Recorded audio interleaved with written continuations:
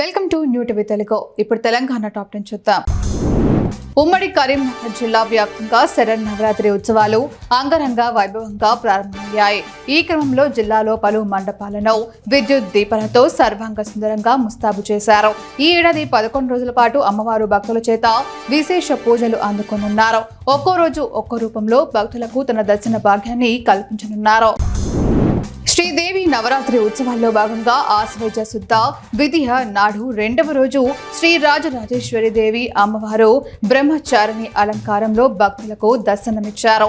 అర్చకులు వేద పండితులు ప్రత్యేక పూజలు నిర్వహించి రంగురంగుల పుష్పాలతో అమ్మవారిని అలంకరించారు. ప్రతి సంవత్సరం వేములవాడ రాజన్న గుడిలో శరన్నవరాత్రి ఉత్సవాలు ఘనంగా నిర్వహిస్తున్నట్లు అర్చకులు తెలిపారు. దేవి నవరాత్రి ఉత్సవాల్లో భాగంగా రెండవ రోజు రాజగోపురంలో గాయత్రీదేవి రూపంలో శ్రీ ఏడుపాయల వనదుర్గ మాతగా వెలిసిన అమ్మవారికి మున్సిపల్ మాజీ చైర్మన్ ఆరెల్ల గాయత్రి మల్లికార్జున్ గౌడ్ కుటుంబ సమేతంగా ప్రత్యేక పూజలు నిర్వహించారు. ఈ కార్యక్రమంలో Medak BRS secretary general Gaddamidi Yashoda Krishna Goud తదితరులు పాల్గొన్నారు. వనపర్తి జిల్లాలోని ప్రియదర్శిని జూరాల ప్రాజెక్టుకు ఎగువ కర్ణాటకలోని ఆల్మట్టి నారాయణపూర్ ప్రాజెక్టుల నుంచి భారీగా వరద వస్తున్నట్లు ప్రాజెక్టు అధికారి జుబేర్ అహ్మద్ తెలిపారు. 6 గంటల సమయానికి జూరాలకు 3,12,000 క్యూసెక్కుల వరద వస్తుందని, వరద ఉధృతి పెరిగినందుకు 42 గేట్లు ఎత్తి దిగువకు 3,19,000 క్యూసెక్ల నీటిని విడుదల చేస్తున్నామని ఆయన పేర్కొన్నారు. ప్రాజెక్టులో ప్రస్తుతం 8.790 టీఎంసీ నీరు నిల్వ ఉంది.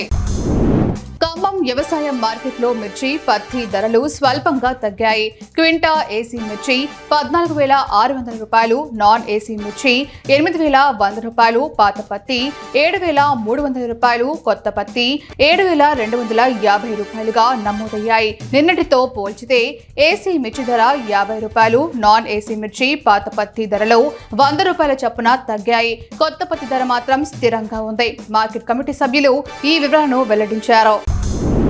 బేజూర్ మండలానికి ప్రభుత్వం లారీల్లో యూరియా పంపినా రైతులకు సరఫరా అందడం లేదని రైతులు ఆరోపిస్తున్నారు. మండలంలో 20,000 ఓటర్లు 28,000 ఎకరాల సాగు ఉన్నప్పటికీ ఎకరాకు 2 బస్తాల చొప్పున ఇస్తేనే 100% రైతులకు సరిపోతుందని, కానీ ఇప్పటి వరకు కేవలం 50% యూరియానే రైతులకు చేరిందని వారు అంటున్నారు. మిగతా యూరియా ఎటు వెళ్లిందనే అనుమానాలు వ్యక్తమవుతున్నాయి.